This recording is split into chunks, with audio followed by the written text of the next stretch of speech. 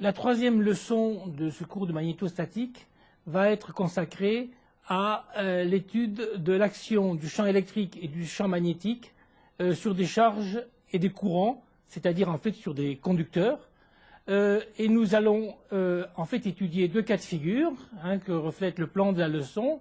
Premièrement, le cas de l'action du champ électrique et magnétique sur des conducteurs fixes, où, après avoir établi l'équation du mouvement, nous nous intéresserons à un effet un peu particulier qui est l'effet Hall, qui présente de nombreuses applications. Et puis, après avoir étudié l'action du champ électrique et magnétique sur des conducteurs fixes, nous nous intéresserons au cas de conducteurs en mouvement, ce qui nous permettra, après avoir établi l'équation à nouveau du mouvement, d'introduire un concept très important, qui est celui du champ électromoteur.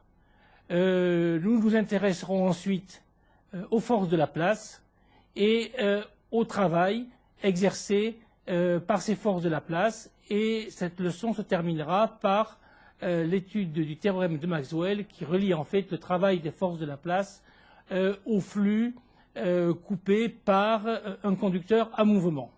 Donc nous allons commencer par la première partie de ce cours qui est l'action du champ électrique et magnétique sur des conducteurs fixes. La première des choses à écrire, c'est l'équation du mouvement. Donc, nous nous intéressons au cas de charge mobile dans un conducteur de vitesse v, mais le conducteur lui-même est fixe. En régime permanent, c'est-à-dire après un temps relativement bref, la force de Lorentz qui s'exerce sur les charges et qui est due au champ électrique et magnétique est compensée par une force de frottement. Si ce n'était pas le cas, la force de Lorentz continuant à s'exercer, la vitesse des charges augmenterait indéfiniment. L'équation qui en résulte est la suivante. Donc la force de Lorentz qui est ici, l'action du champ électrique plus l'action du champ magnétique est compensée par cette force de frottement qui fait apparaître ici un terme, taux, que nous allons définir. Je peux réécrire cette équation de la manière suivante en faisant ressortir la vitesse maintenant des charges. On obtient l'expression suivante, Q taux sur M, E plus V vectoriel B. Taux, c'est le temps de relaxation qui est de l'ordre de 10-13 secondes et qui trouve son origine dans l'interaction des charges en mouvement avec le réseau, en fait plus particulièrement avec les défauts du réseau cristallin, c'est-à-dire les impuretés et le déplacement des atomes par rapport à leur position d'équilibre. Étudier taux supposerait que nous rentrions de manière plus approfondie dans un cours de physique du solide, donc nous admettrons cette valeur du temps de relaxation qui est à peu près la même pour tous les matériaux. Le résultat important qui ressort de l'équation qui est ici est le suivant. Si nous cherchons à calculer le courant, si donc nous avons n charges par mètre cube, le courant associé à ces charges qui se déplacent avec la vitesse v, eh bien c'est J égale sigma E plus V vectoriel B. Sigma, c'est quelque chose que vous avez déjà dû voir en électrostatique, c'est la conductivité du milieu qui, compte tenu de ce que nous venons de définir, s'écrit N Q2 taux sur M, Q est la charge, taux notre temps de relaxation, et M la masse des charges en mouvement. Le résultat le plus important, en fait, est le suivant. C'est que, à cause de la présence du champ magnétique, le courant et le champ électrique ne sont plus colinéaires alors qu'ils l'étaient s'il y avait le champ électrique tout seul. On le voit très bien si on essaie d'exprimer le champ électrique à partir des relations précédentes. Il s'écrit tout simplement G sur sigma moins V vectoriel B. Si le champ magnétique n'existait pas, on retrouverait la loi de la conductivité simple, une relation colinéaire entre E et J via la conductivité. Il apparaît ici un terme supplémentaire dû au champ magnétique, et si je remplace V par l'expression en fonction du courant, je peux réécrire la relation sous cette forme-là.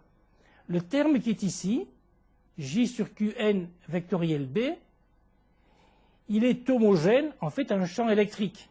Mais compte tenu du produit vectoriel, Ce champ est orthogonal à B et orthogonal au courant.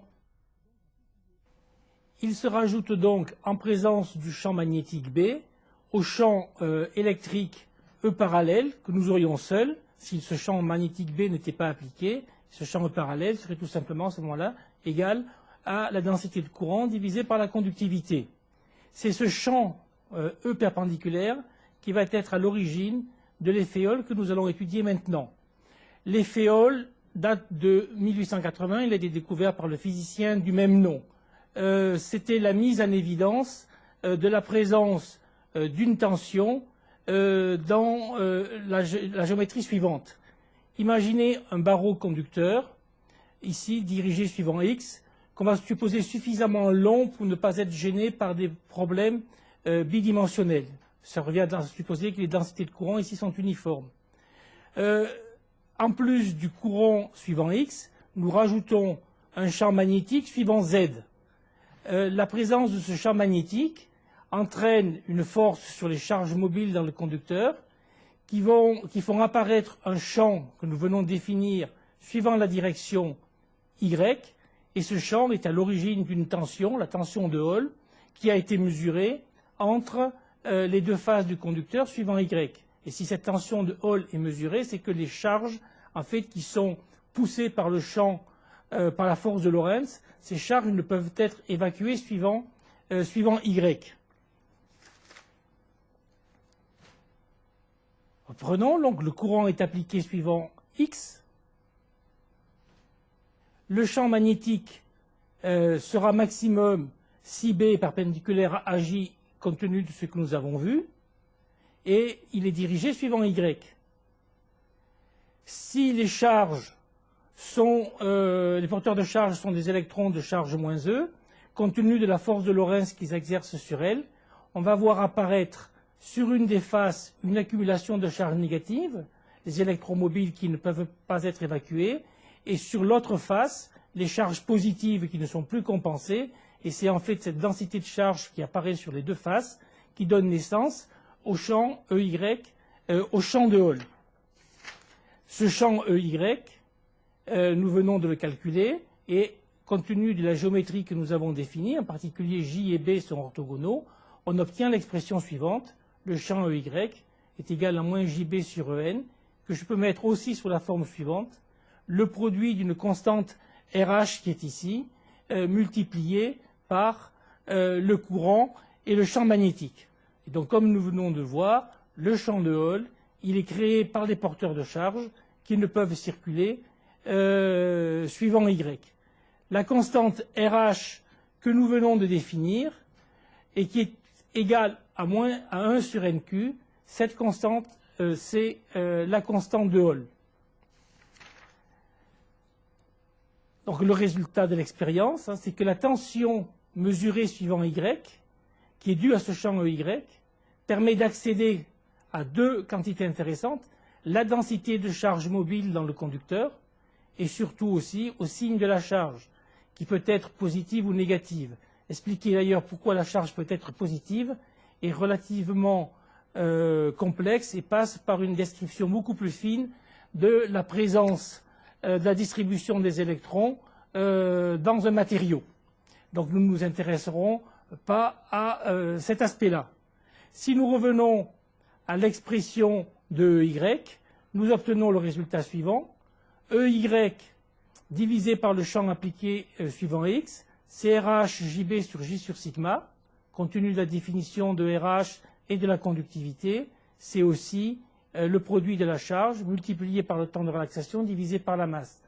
La quantité qui est ici est une quantité importante, c'est ce qu'on appelle la mobilité des porteurs de charge, que nous appellerons mu, et cette mobilité des porteurs de charge est reliée à la conductivité par la relation suivante. Ce qui est intéressant, c'est de voir si l'effet Hall est un phénomène relativement important. On a vu que la constante de Hall varie comme 1 sur n. Donc, si nous prenons le cas d'un métal, le nombre de porteurs de charge par mètre cube mobile est de l'ordre de 10 puissance 28 par mètre cube. Calculons la constante de Hall correspondante, compte tenu de la charge de l'électron. on trouve une constante de Hall qui est de l'ordre de 10-9. Donc le champ de Hall dans un métal est relativement faible. Par contre, si nous appliquons la même relation au cas d'un semi-conducteur, pour un semi-conducteur, le nombre de porteurs de charge, compte tenu du caractère et de la manière dont se distribuent les électrons dans un matériau semi-conducteur, le nombre de porteurs de charge mobiles est beaucoup plus faible. Il peut varier de 10 puissance 18 à 10 puissance 25. Du coup, la constante de Hall et le champ de Hall, qui varie comme 1 sur n, seront beaucoup plus élevés.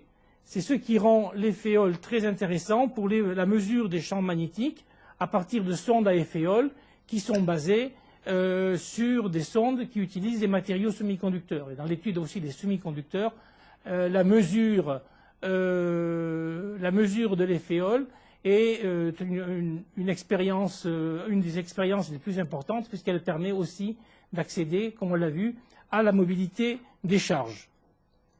On peut maintenant regarder ce qu'il en est du champ électrique que nous venons de définir. Après tout, ce champ électrique, il agit aussi sur les charges fixes du conducteur. Il a envie de les mettre en mouvement. La densité de ces charges fixes, elle est égale à moins n, au nombre de porteurs libres, puisque l'ensemble est considéré comme neutre.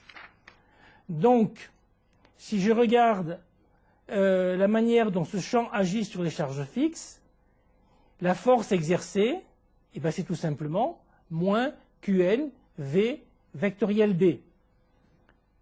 Si nous appliquons cette relation au cas d'un conducteur d'un fil de longueur dl parcouru par un courant I, nous allons obtenir donc pour l'élément de force df l'expression suivante, moins Qndl V vectoriel B, moins Qnv, ce n'est rien d'autre que le courant, et donc nous retrouvons ici une expression de la force de Laplace que nous avions déjà définie, et d'une certaine manière, on peut considérer donc que la force de Laplace est transmise au porteur fixe par le champ de Hall et aurait envie de déplacer le conducteur si celui-ci pouvait être mis en mouvement ou était déformable. Nous venons d'étudier le cas de l'action du champ électrique et du champ magnétique sur des conducteurs fixes.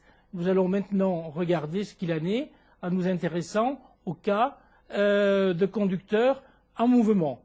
La première des choses à faire, comme tout à l'heure, c'est d'établir l'équation du mouvement et qui va nous permettre d'introduire un concept très important qui est celui de champ électromoteur. Cette équation du mouvement, elle va donc concerner un conducteur animé d'une vitesse grand V, donc c'est le conducteur maintenant qui est en mouvement, et au sein de ce conducteur, nous avons des porteurs de charge mobiles qui, eux, sont animés d'une vitesse U.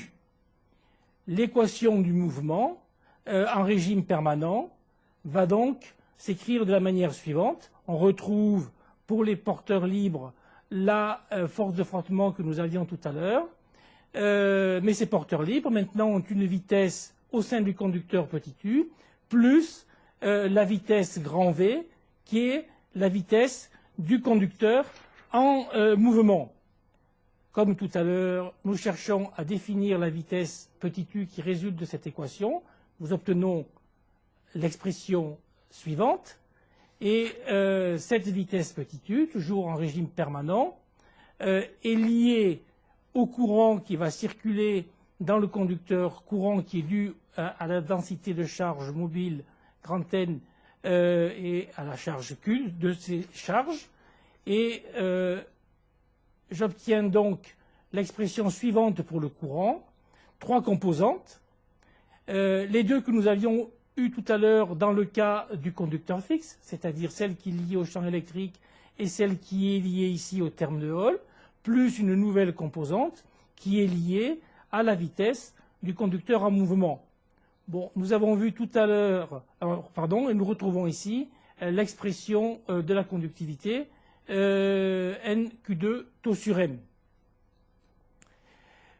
Nous avions vu tout à l'heure que le terme de Hall était relativement faible dans un métal.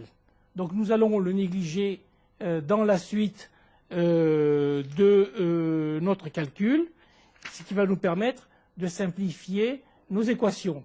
Par contre, le deuxième terme que nous avons vu tout à l'heure dans l'expression de la vitesse, hein, qui est le terme V vectoriel B, je rappelle que V c'est la vitesse du conducteur en mouvement, ce terme-là est analogue à un champ. Il est analogue à un champ, il est homogène au champ électrique appliqué.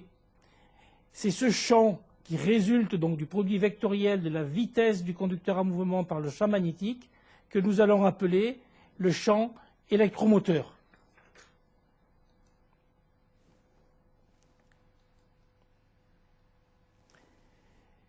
Regardons ce que devient l'expression que nous avons établie maintenant en faisant une intégration le long d'une ligne de courant.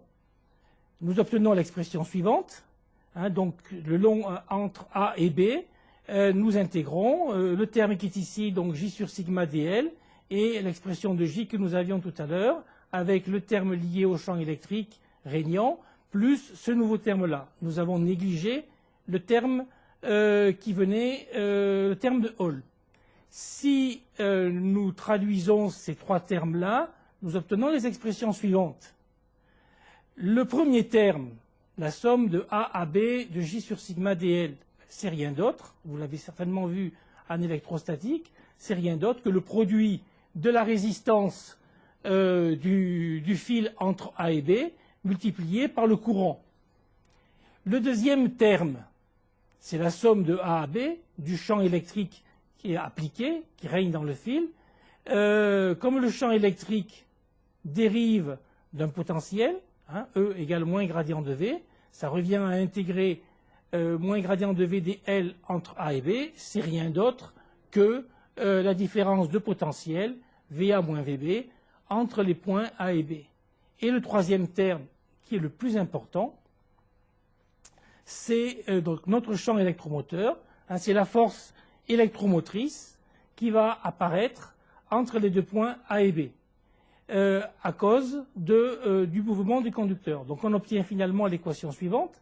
La différence de potentiel entre A et B est égale à RI, la résistance multipliée par le courant, moins ce terme-là, qui est cette nouvelle force électromotrice liée au conducteur en mouvement.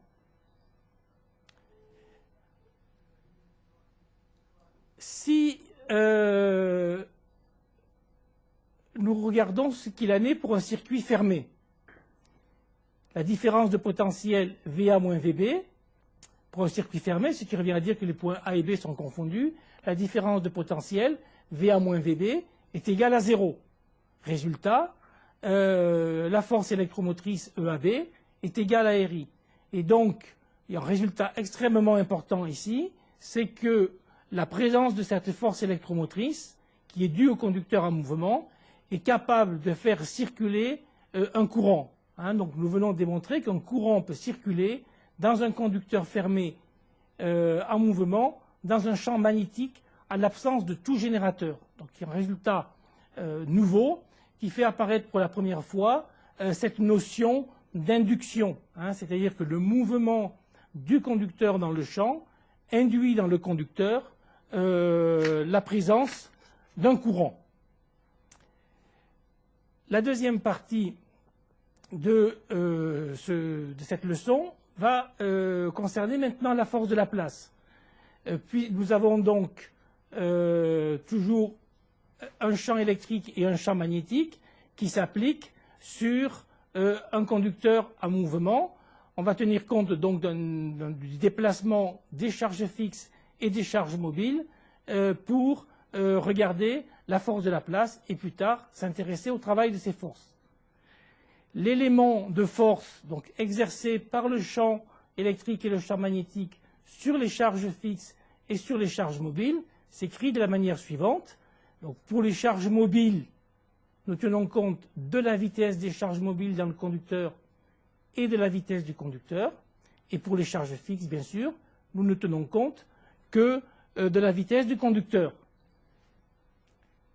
La neutralité électrique globale du conducteur veut que la densité de charge mobile plus la densité de charge fixe soit nulle. Donc si nous tenons compte de cette relation dans la relation précédente, nous obtenons une expression très simple pour l'élément de force de la place, df, il est égal à ρm petit u vectoriel bdv, et ça, c'est rien d'autre que la densité de courant, donc J vectoriel B dV. Donc, résultat, la force de la place agissant sur le conducteur fixe est due à la force magnétique agissant sur les charges mobiles et transmise aux charges fixes, donc au conducteur, par le champ de Hall, résultat que nous avions obtenu tout à l'heure en étudiant l'effet Hall. Le résultat que nous venons d'obtenir peut être généralisé pour un volume V.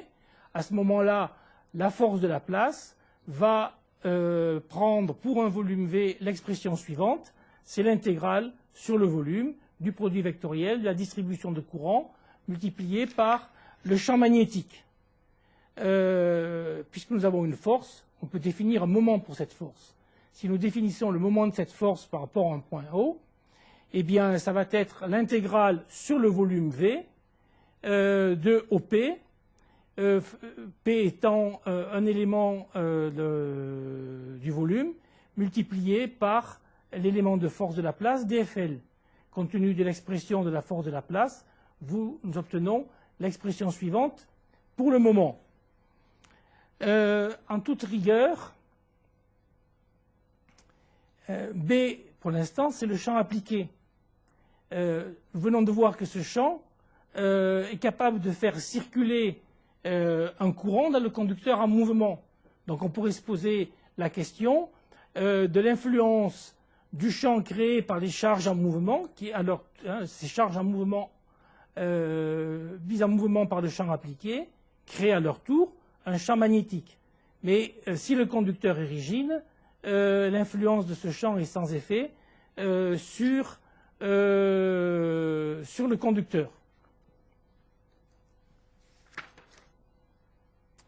Appliquons maintenant le résultat que nous venons d'obtenir au cas d'un conducteur filiforme. On retrouve une relation déjà établie, c'est-à-dire pour un conducteur filiforme, la densité de courant multipliée par dV se ramène au courant multiplié par un élément de surface multiplié par dl, et JS, c'est rien d'autre que le courant qui circule dans le conducteur filiforme. Donc JdV est égal à IdL.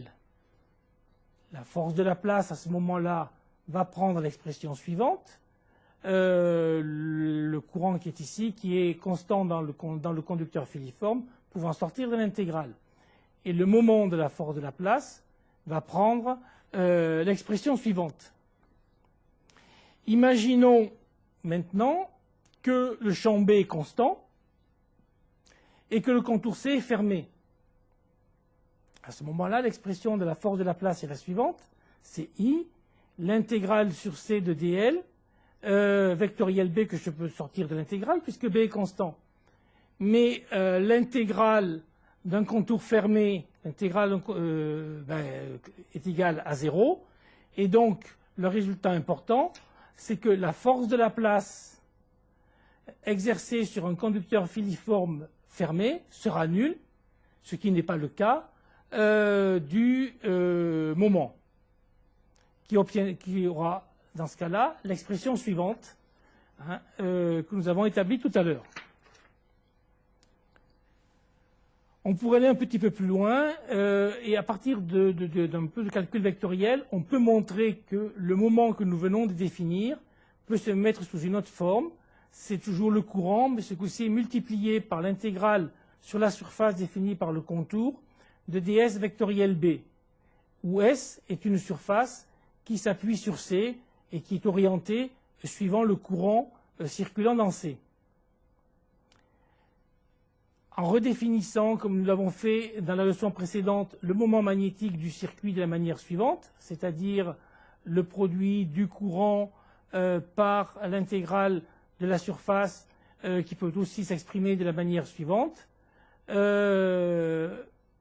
obtenons donc l'expression suivante pour le moment si nous nous intéressons à une distribution volumique du courant, ou celle-ci si nous nous intéressons à un circuit filiforme, en ayant donc défini le moment magnétique du circuit de la manière suivante, on obtient une expression extrêmement simple pour le moment des forces de Laplace.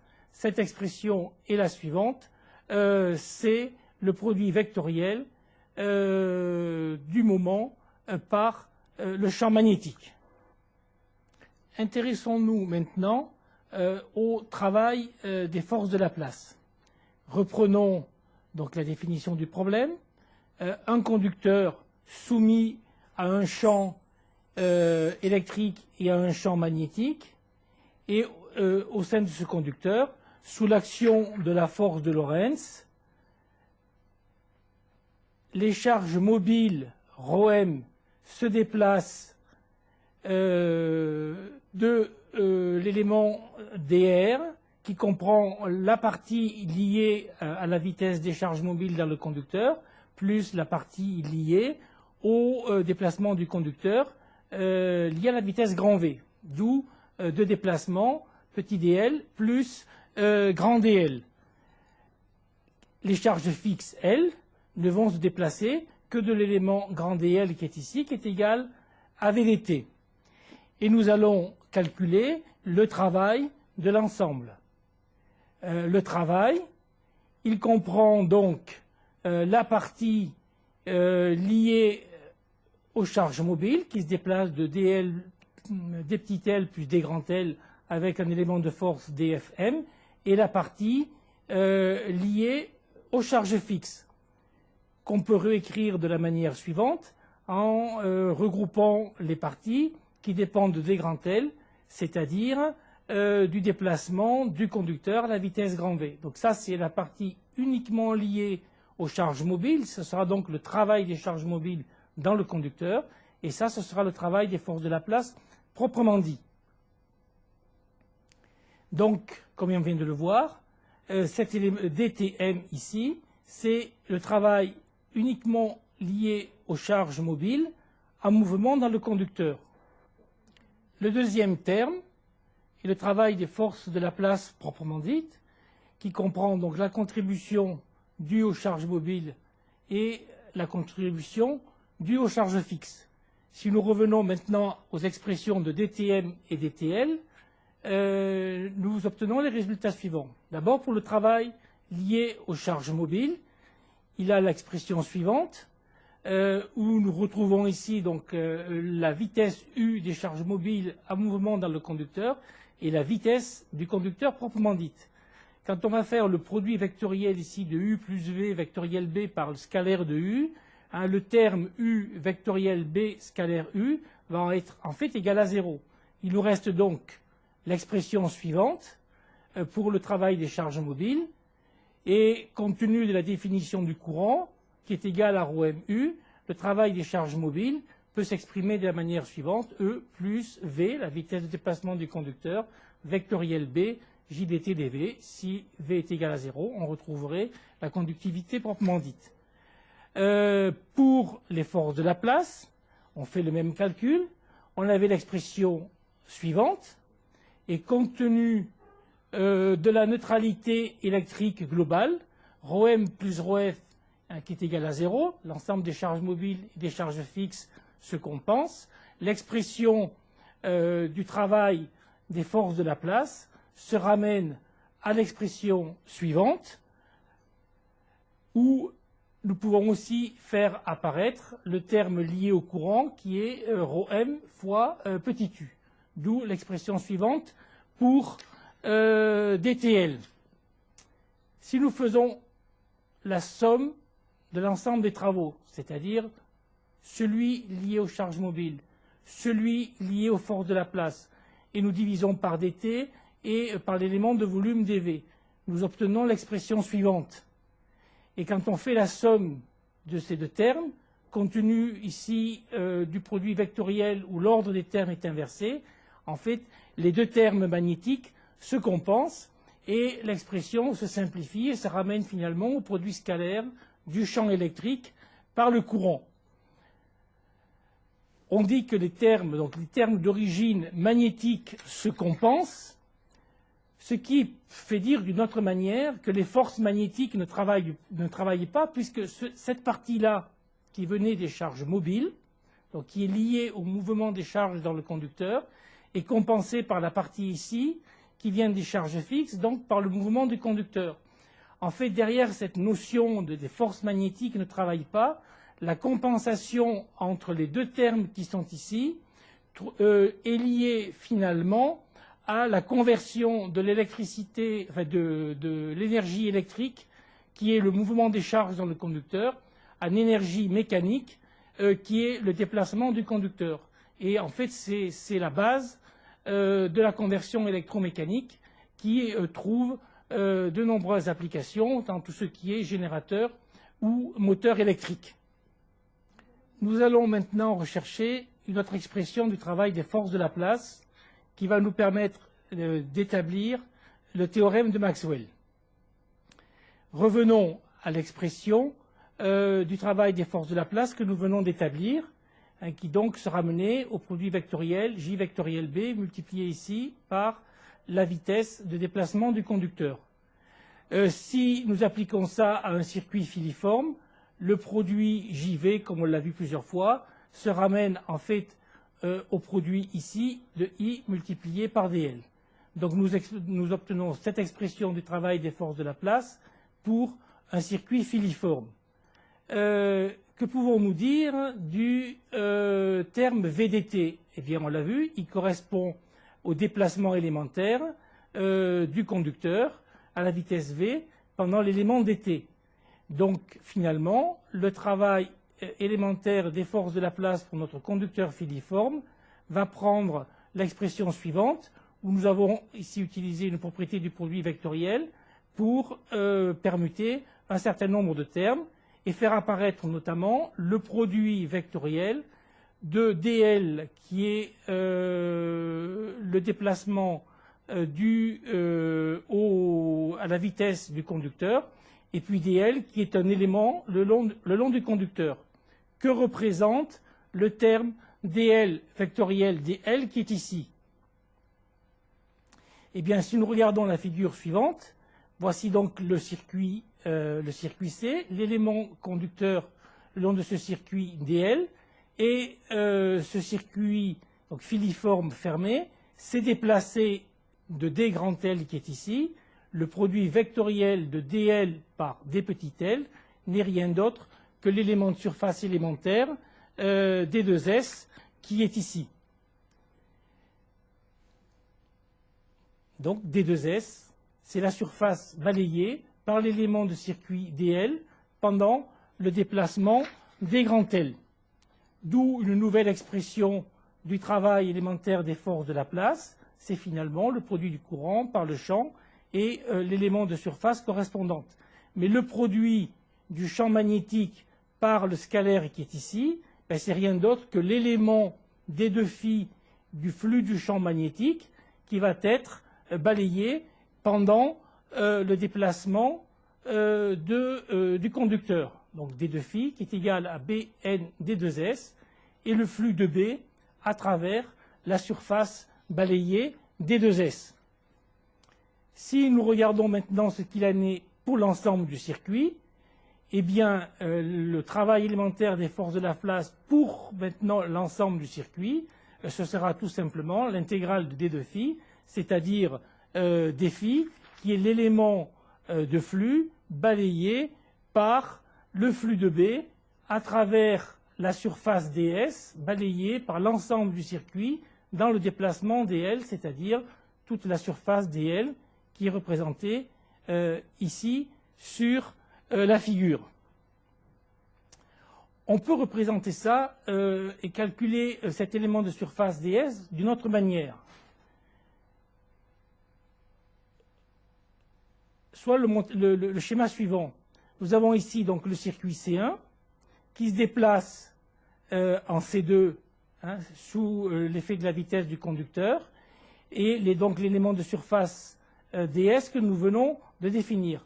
On rajoute ici la surface S1 et la surface S2. Donc l'ensemble S1 plus S2 plus ds constitue une surface fermée, hein, où l'élément ds est dû au déplacement, comme on l'a vu, de C1 à C2. Si je calcule le flux du champ magnétique à travers cette surface, puisqu'il s'agit d'une surface fermée, nous avons vu que le flux du champ magnétique à travers cette surface doit être nul. Donc, le flux à travers S1 plus le flux à travers S2 plus le flux à travers ds va être nul. Le flux à travers S1, c'est moins φ1, compte tenu de l'orientation des différents éléments de surface. Le flux à travers φ2, S2, c'est φ2. Et le flux à travers ds, c'est le flux, en fait, défissé. Et que représente défissé? C'est φ2 moins φ1. C'est l'élément défi que nous avons défini tout à l'heure, hein, qui était balayé par le circuit C quand il se déplaçait de dl. Et cet élément défissé, on peut le voir de flux défissé, on peut le voir d'une autre manière, c'est finalement le flux coupé, hein, qui est égal à la variation de flux à travers toute surface s'appuyant sur le contour C. D'où une nouvelle expression de l'élément de travail des forces de Laplace, c'est soit le flux coupé, soit l'élément de flux défi que nous avions défini tout à l'heure. Donc, première expression du théorème de Maxwell, hein, le travail des forces de Laplace appliqué à un circuit rigide filiforme, parcouru par un courant I, qui se déplace dans un champ B. Ce travail des forces de Laplace, si le champ est constant, il est égal au produit de I par la variation de flux à travers le circuit. Ce qui nous permet d'introduire une nouvelle notion. Si nous regardons qui est la règle du flux maximal, si nous revenons à l'expression de dTL, c'est I défi. C'est aussi donc la dérivée, puisque I est constant, c'est la dérivée de I phi. Or, le résultat ici, hein, l'élément dTL, il est finalement indépendant du chemin que nous allons parcourir, que le circuit C va parcourir entre C1 et C2. Donc, TL apparaît en fait comme la diminution d'une énergie potentielle, grand U, que je vais appeler, qui est égale à moins I phi. Puisque la variation, enfin l'élément de travail ici, est indépendant du chemin parcouru, hein, TL apparaît comme la diminution de cette énergie potentielle.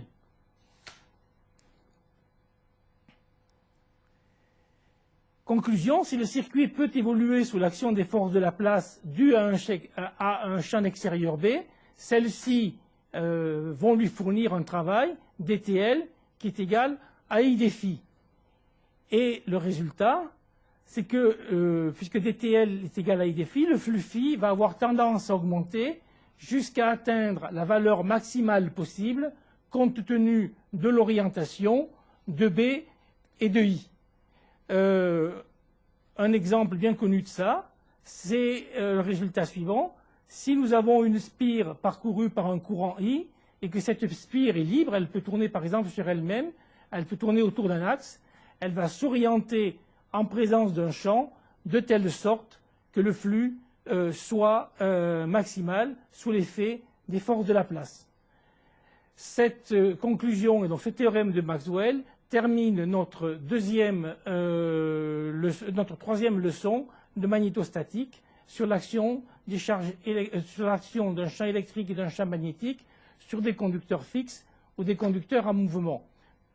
S'il fallait en retenir quelque chose, c'est peut-être la notion de force électromotrice et la notion d'induction que nous avons introduite tout à l'heure et que nous allons reprendre de manière plus approfondie dans le chapitre suivant sur l'induction électromagnétique.